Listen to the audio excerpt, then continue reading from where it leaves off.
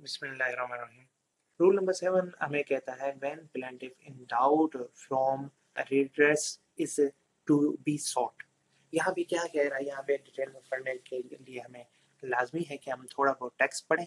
यहाँ पे कह रहा है कि प्लेंटिफ जब भी डाउट हो, प्लेंटिफ को प्लेंटिफ जो है डाउट में हो as to the person from whom he is entitled to obtain redress, तो वो क्या करेगा, he may join two or more defendants in order that the question as to which of the defendants is liable।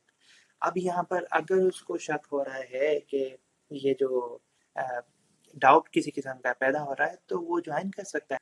Rule number 8 of the order 1 हमें ये कहता है one person may सू और defend on behalf of all in same interest.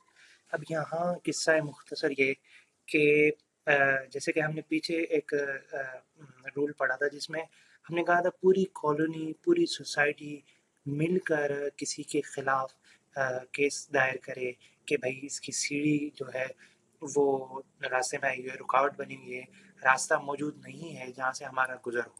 लेकिन यहाँ पे वो scenario नहीं है।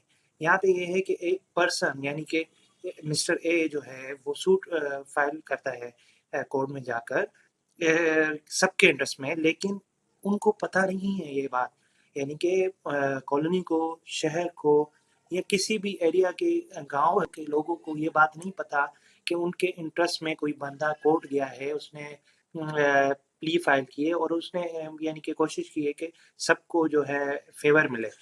इसलिए अब कोर्ट क्या करेगा, कोर्ट शल, यहाँ पे शल यूज हुआ है कि वो ये लाजिमन करेगा, वो क्या करेगा, एडवर्टाइज करेगा ताकि सबको ये इंफॉर्मेशन पहुंचे कि पब्लिक एडवर्टाइजमेंट करेगा और उसमें ये सबको आगाह किया जाएगा कि आप सबकी तरफ से ये बंदा जो है ये आपके इंटरेस्ट में एक जो है वो यानी कि केस फाइल कर रहा है और वो आप अगर इंटरेस्टेड हो या नहीं हो पार्टी बनना तो उसको यानी कि शो किया जाए। अगर अपोज कोई बंदा कर रहा है वो इंटरेस्टेड नहीं है तो वो जाहिर बात है कि सामने आएगा और कहेगा कि मुझे इसमें कोई इंटरेस्ट नहीं है या ये चीज़ जो है ये हमारे किसी मफाद में नहीं है। अगर कोई चीज़ अपोज ही नहीं कर रहा तो वो उस लाजमी ना सामने ना भी आए तो कोई इशू नहीं है। अब यहाँ पर पॉइंट 2 हमें कह रहा है any person on whose behalf or for whose benefit are suit is instituted or defended under sub rule 1 में। यहाँ पे वही बात हो रही है, रूल नंबर 1 की हमने जो बात की वही बात अप्लाई कि भाई कोई भी शख्स जिसके बिहाफ पर सूट फाइल किया जा रहा है, इंस्टीट्यूट किया जा रहा है या डिफेंड किया जा रहा है अंडर सब जो रूल हमने 1 पढ़ा उसके जुमरे में जो भी किया जा रहा है तो उसमें क्या may apply to the court to be made a party to such suit. अब यहाँ पर वही बात मैंने जो की, सीधी ये बात है कि सूट जब भी फाइल किया जाएगा पब्लिक इंटरेस्ट में तो पब्लिक को उससे आगाह किया जाएगा। अगर कोई शख्स उसके फेवर में नहीं है, वो अपोज कर रहा है तो वो कोर्ट को आगाह करेगा after the publication of advertisement. जब इश्तिहार ही नहीं छपेगा तो वो कैसे आगाह होगा, उसको कैसे पता चलेगा या वो अपोज कैसे करेगा। तो ये चीज इसमें सिंपली बताई गई rule number 8 of the order 1 of CPC 1908। अब आ जाते हैं रूल नंबर 9 में। तो इसमें है miss joinder and non joinder, जो कि बिल्कुल सिंपल है। सिंपल ये है कि हमने गूगल में भी सर्च किया है, गूगल में डेफिनेशन इसकी ये आ रही है कि ऐसा मिस जॉइंडर वो शख्स होता है जो कि गलती से पार्टी बना हो।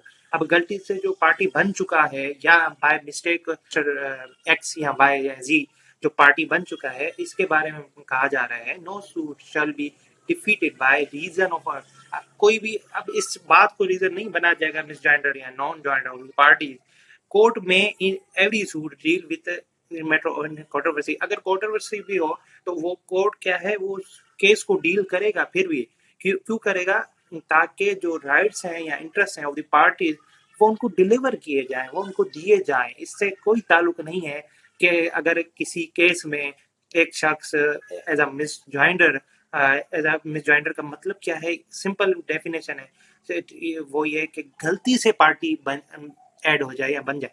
अब यहाँ पर ये चीज क्लियरली मेंशन है आप अगर मिसजॉइंटर की डेफिनेशन देखें, नॉन जॉइंटर